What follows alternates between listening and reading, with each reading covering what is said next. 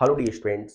वीर बहादुर सिंह पौंचल विश्वविद्यालय जौनपुर से आप सबको लगातार रिजल्ट्स के अपडेट्स मिलते चले आ रहे हैं। जी हाँ, अगर हम बात करें पूर्वांचल विश्वविद्यालय के द्वारा आप देख सकते हैं कि पर डे आपके किसी न किसी सब्जेक्ट्स के या कोर्स के रिजल्ट पूर्वांचल विश्वविद्यालय के द्वारा जारी किया जा रहा है। उसमें मैंने आपको लगातार एक सीरीज रिजल्ट्स का जारी किया था, जहाँ पे हम लोग रिजल्ट 1.0, 2.0, 3.0 लगा वीडियो के माध्यम से हम आपको इस प्रकार अपडेट देते रह रहे थे। परंतु बीच में हमें एक ब्रेक लेना पड़ा हो गए थे, जिसकी वजह से हम आपको लगातार वीडियो जो प्रोवाइड कर रहे थे, जो हमारा सीरीज चल रहा था, वो ब्रेक हो गया था। और लगभग आज 1 वीक के बाद आज एक बार पुनः हम लोग अपने इस प्लेटफॉर्म केमिस्ट्री बाय सत्यम श्रीवास्तव पे पुनः जुड़े हुए हैं, जहाँ पे अब हम लोग फर्दर फिर से कोशिश करेंगे कि जो हम लोग का वीडियो का एक क्रम रहो, पूर्वांचल विश्वविद्यालय से रिलेटेड हर एक दिन आपको सभी प्रकार के अपडेट्स व इन्फॉर्मेशन मिलते रहे। तो आइए स्टूडेंट बात करते हैं कि आज हम लोग वीडियो रिजल्ट 7.0 में डिस्कस करने वाले हैं कि जो आपके रिजल्ट्स जारी हो रहे हैं पूर्वांचल विश्वविद्यालय के, किस प्रकार से रिजल्ट जारी हो। साथ ही साथ एक बड़ी समस्या बच्चों के अंदर आ रही है, रिजल्ट्स इनकम्प्लीट करने का मतलब ऐसे बहुत से बच्चे देखने को मिल रहे हैं जिनको फेल कर दिया गया है। जी हाँ स्टूडेंट, अब जिन स्टूडेंट को फेल कर दिया गया है पूर्वांचल विश्वविद्यालय के द्वारा, अब वो स्टूडेंट्स क्या करें, क्योंकि यहाँ पे यह जो वर्ड देखने को मिल रहा है बहुत ही ज्यादा संख्या में, या कह सकते हैं कि यहाँ पे इनकम्प्लीट तो आपकी कन्वर्जन सेंस आ जाएगा। यहाँ पे कह सकते हैं कि किसी न किसी पर्टिकुलर पेपर में जो हमारे बच्चे हैं वो क्या हो जा रहे हैं, फेल हो जा रहे हैं। अब जो बच्चे फेल हो जा रहे हैं, अब उनको क्या करना चाहिए। तो आज हम इस टॉपिक पे बात करने वाले हैं कि ऐसे जो भी स्टूडेंट्स हैं जिनको किसी न किसी पर्टिकुलर पेपर में फेल हो गए हैं, वो आगे क्या कर सकते हैं और उनके लिए क्या काफी हेल्पफुल होने वाला है। तो आइए स्टूडेंट्स, इस प्रकार वीडियो को हम लोग स्टार्ट करने से पहले वीडियो को जोरदार तरीके से अपने सभी फ्रेंड्स के साथ लाइक करेंगे, शेयर करेंगे और सब्सक्राइब कराएंगे। साथ ही साथ जो भी स्टूडेंट फर्स्ट टाइम हमारे यूट्यूब चैनल से जुड़े, नीचे डिस्क्रिप्शन बॉक्स में आपको टेलीग्राम का लिंक मिलेगा, आप हमारे टेलीग्राम चैनल से जुड़ सकते हैं, जहां पे आपको यूनिवर्सिटी से संबंधित सभी प्रकार के अपडेट्स और इन्फॉर्मेशन मिलते रहेंगे। ठीक है स्टूडेंट, अगर हम बात करते हैं रिजल्ट 7.0 में, अब अगर बात कर देते हैं यहाँ पे, अब आपको सबको मालूम ही है कि पूर्वांचल विश्वविद्यालय के बीए का, बीएससी का, बीकॉम का, साथ ही साथ अगर हम बात करें एमए का, एमएससी का और एमकॉम के लगभग सभी ईयर्स के रिजल्ट पूर्वांचल विश्वविद्यालय, सभी सेमेस्टर्स के रिजल्ट आपके पूर्वांचल विश्वविद्यालय के द्वारा जारी कर दिए गए हैं।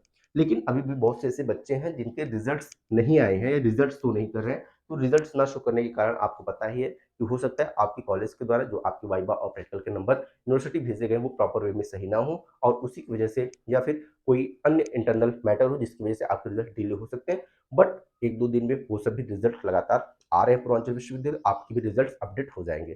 ठीक है स्टूडेंट्स, उसके लिए बहुत परेशान होने की जरूरत नहीं है। अब बात करते हैं कि अब ऐसे भी बहुत से स्टूडेंट्स हैं जिनका रिजल्ट जारी कर दिया गया, परंतु प्रैक्टिकल और वाइवा का नंबर नहीं अपडेट है। तो प्रैक्टिकल और वाइवा का नंबर अगर अपडेट नहीं है, देन सेम मैटर हो सकता है कि किस लिए आपका रिजल्ट में अगर आपके थ्योरी के नंबर आ चुके हैं, प्रैक्टिकल और वाइवा के नंबर नहीं है, तो फिर कॉलेज से वही प्रॉब्लम, कॉलेज से आपके नंबर्स यूनिवर्सिटी नहीं पहुंचे होंगे, इसलिए अभी आपके प्रैक्टिकल और वाइवा के नंबर अपडेट नहीं होंगे। अब बात करते हैं ऐसे स्टूडेंट्स जो किसी न किसी पर्टिकुलर पेपर में फेल है। अब देखिए, अगर आप पेपर में फेल हैं तो बच्चों के दिमाग में क्या क्या आता है। पहला पहला कहते हैं कि सर हम स्कूटनी करवा लें क्या, स्कूटनी करवाने से क्या प्रॉफिट होगा। सेकंड, सर हम लोग आरटीआई डाल दें क्या, आरटीआई क्या होता है। थर्ड, अगर हम बात करें इंप्रूवमेंट, थर्ड हम बात करें इंप्रूवमेंट। अब ये तीन चीजें बच्चों के दिमाग में आता है। अब हम बात करेंगे स्कूटनिंग क्या होती है, स्कूटनिंग का प्रोसेस क्या होता है। अगर हम बात करते हैं जो स्कूटनिंग होती है, स्कूटनिंग का फॉर्म यदि आप फिल करेंगे तो कॉपी जो आपका होगा उसका रीवैल्यूएशन होगा, रीचेक नहीं होगा।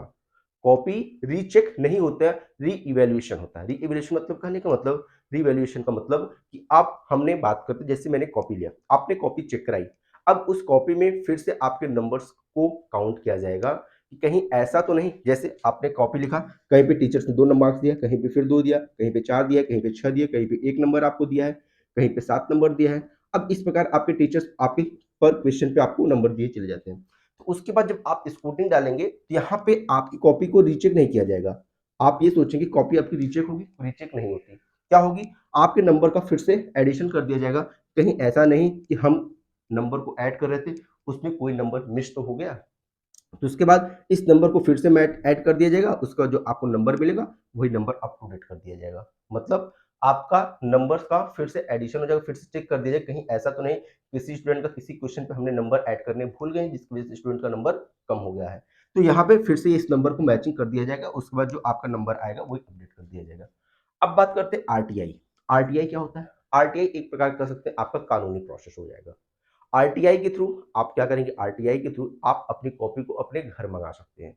जी हाँ स्टूडेंट्स, यदि आपको अपने ऊपर कंप्लीट कॉन्फिडेंस है कि मैंने इस पर्टिकुलर पेपर में अच्छा मार्क्स लिखा है, अच्छा तरीके से लिखा है और हमारा नंबर इतना इससे कम नहीं आना चाहिए था, तो आप आरटीआई डाल दीजिए। आरटीआई के माध्यम से आपकी कॉपी आपके घर आ जाएगी। उसके बाद आप उसको अपने अकॉर्डिंग चेक कर लीजिए। साथ ही साथ यदि आपको प्रॉब्लम हो रही है, आप किसी अन्य टीचर से भी कॉन्टैक्ट करके, संपर्क करके उस कॉपी को चेक करा लीजिए। यदि आपका मार्क्स जितना आपने पाया है उससे ज़्यादा हो रहा है, देन आप उस कॉपी पे क्लेम कर सकते हैं कि सर मेरा इतना मार्क्स बन रहा है और मुझे इतना नंबर दे दिया गया। एग्जाम्पल, जैसे आपको किसी भी, आपने मान लेते हैं केमिस्ट्री का पेपर दिया, केमिस्ट्री फर्स्ट पेपर में, और आपने कहा कि सर मेरा पेपर बहुत अच्छा गया, मेरा पेपर बहुत अच्छा गया, मुझको 75 में से कम 60 या 65 के नंबर के आसपास मिलना चाहिए। ये आपका कॉन्फिडेंस है, ये आपका क्या है, कॉन्फिडेंस है। ठीक है, अब उसके बाद आपको मिला कितना, आपको मिला कितना, मान लेते हैं 35 या 40 मिल गया, 35 या 40। अब आपको देखिए ये चीज, या फिर ये आपको 24 या 25 मिल जाए। अब आपको मिलना कितना चाहिए था, 60 टू 65, मिला कितना, 35 टू 40।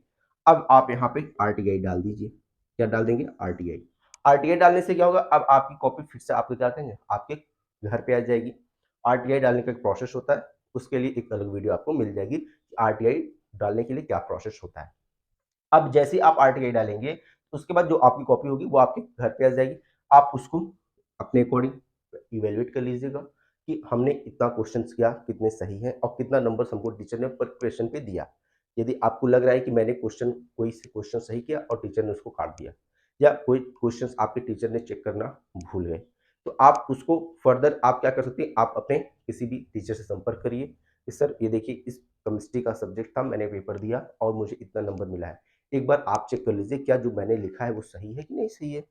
अब आपके टीचर्स आपके फिर से वो कॉपी चेक करेंगे और अगर वो बताएंगे नहीं बेटा आपने जो सही लिखा है सभी चीज़ें सही हैं, जो आपने कॉपी लिखा है उसमें सभी चीज़ें सही हैं, आपको मार्क्स कम दिया गया है, आपके मार्क्स को कम दिया गया, देन आप अगेन इस पे क्लेम करेंगे और जब क्लेम करेंगे देन उस टीचर्स के ऊपर कार्रवाई भी हो सकता है। उस टीचर्स के ऊपर जो फर्स्ट टाइम आपकी कॉपी चेक किए हैं उनके ऊपर कार्रवाई हो सकता है कि ऐसा क्या हो गया कि जो बच्चा 60 टू 65 मार्क्स पा रहा है आपने 35 या 14 मार्क्स या 24 या 25 मार्क्स दिया है। देन आपकी कॉपी फिर से चेक होगी, उसके बाद जो भी नंबर आप पर्टिकुलर पाएंगे देन वो आपका नंबर मेंशन होगा। ठीक है स्टूडेंट, ये दो प्रोसेस हो सकते हैं। तीसरा प्रोसेस, तीसरा प्रोसेस क्या होता है, इंप्रूवमेंट का। तीसरा प्रोसेस क्या होता है, इंप्रूवमेंट का। आपको नंबर कम पाए हैं, यदि देखिए किसी एक पर्टिकुलर पेपर में फेल भी हैं, देन आप इंप्रूवमेंट डाल सकते हैं। अगर आप किसी भी एक पेपर में फेल है, बैक पेपर या फिर इंप्रूवमेंट डाल सकते हैं। वहां पे आप क्या कर सकते हैं, उस पर्टिकुलर पेपर में आप अपना क्या डाल दीजिए, इंप्रूवमेंट या बैक पेपर का फॉर्म फिल कर दीजिए। जब आपका नेक्स्ट सेमेस्टर के साथ आपका ऑड सेमेस्टर होगा तो ऑड सेमेस्टर के साथ एग्जाम होगा, इवन सेमेस्टर होगा तो इवन सेमेस्टर के साथ एग्जाम होगा। जब आपका फर्दर एग्जाम होगा उसके बाद आपका क्या हो जाएगा, उसी के साथ आप एग्जाम दे दीजिएगा। अगर आपके नंबर अच्छा आप पेपर देंगे तो फिर से आपके नंबर उड़ जाएंगे और आप अच्छे नंबर पा जाएंगे। ये तीन प्रोसेस हो सकते हैं, इसमें आप ये तीन प्रोसेस कर सकते हैं। या फिर आप क्या कर दें, स्क्रूटनी का फॉर्म फिल कर दें। स्क्रूटनी में क्या होता है, आपकी कॉपी का क्या होगा, री इवेल्युएशन होगा, यहाँ पे कॉपी रीचेकिंग नहीं होती, ये ध्यान रखिएगा। आरटीआई में आपकी कॉपी रीचेक भी हो सकती है अगर आप चाहेंगे तो। आरटीआई में आपकी कॉपी रीचेक भी हो सकती है। या फिर एक और है, तीसरा या चौथा प्रोसेस का, ये काफी टफ प्रोसेस है। टफ प्रोसेस करने का मतलब यदि आपको लग रहा है कि नहीं मैंने सब कुछ सही किया, क्या आप हाई कोर्ट के माध्यम से भी अपनी कॉपी को दोबारा चेक करा सकते हैं। जी हाँ स्टूडेंट्स, आपको हाई कोर्ट में अपना एक रीट दायर करना होगा। मैं फला यूनिवर्सिटी से पढ़ता हूँ, मैंने इतना नंबर दिया, इतना कॉपी लिखा, उसके बावजूद मुझे इतना नंबर मिला। देन हाई कोर्ट के थ्रू कॉपी आपकी मंगाई जाएगी, आपकी कॉपी का फिर से रीचेकिंग की जाएगी। देन उसका लंबा प्रोसेस होता है, उसमें खर्च भी आपके काफ़ी ज़्यादा आते हैं। ये आपके सिंपल प्रोसेस होते हैं जो आप कर सकते हैं और तत्काल आपको यहाँ पे बेनिफिट मिल सकता है। यदि आप हाई कोर्ट में जाएंगे तो ऐसे कई केसेस आए भी हैं जहाँ पे हाई कोर्ट के थ्रू कॉपी चेक हुआ है और नंबर आपके बढ़ते भी हैं। तो ये सब प्रोसेस तभी होता है जब आप 100% कॉन्फिडेंस होते नहीं, मैंने जो किया था वो सही किया था, ऐसे हुआ, ऐसे नहीं होना चाहिए था। तो इस प्रकार के प्रोसेस होते हैं, इसलिए मैंने इसको नहीं बताया। ठीक है, तो इस प्रकार आप यहाँ पे इंप्रूवमेंट डाल सकते हैं। इंप्रूवमेंट में भी आपके नंबर बढ़ जाएंगे जब आप अगले सेमेस्टर, आपको मालूम है जैसे यदि आप फर्स्ट सेमेस्टर होंगे, अगला आप थर्ड सेमेस्टर, फिर आपका फिफ्थ सेमेस्टर, ये देखिए आपके और सेमेस्टर एग्जाम एक साथ होते हैं। यदि आपको फर्स्ट सेमेस्टर में इंप्रूवमेंट डालेंगे तो थर्ड सेमेस्टर का एग्जाम होगा, साथ ही साथ आपको फर्स्ट सेमेस्टर का इंप्रूवमेंट देना होगा। अगर आप फिफ्थ सेमेस्टर में तो देन आप फिफ्थ सेमेस्टर का एग्जाम देंगे, देन आपको थर्ड सेमेस्टर का इंप्रूवमेंट देना पड़ेगा। तो इस प्रकार आपके कंप्लीट प्रोसेस होते हैं यदि आप किसी प्रकार पेपर में यदि फेल हो जाते हैं तो। अगर वीडियो में किसी प्रकार का फर्दर कंफ्यूजन हो देन आप हमारे कमेंट सेक्शन में कमेंट कर सकते हैं। वीडियो को लाइक शेयर सब्सक्राइब जरूर करिएगा। Thank you, bye bye.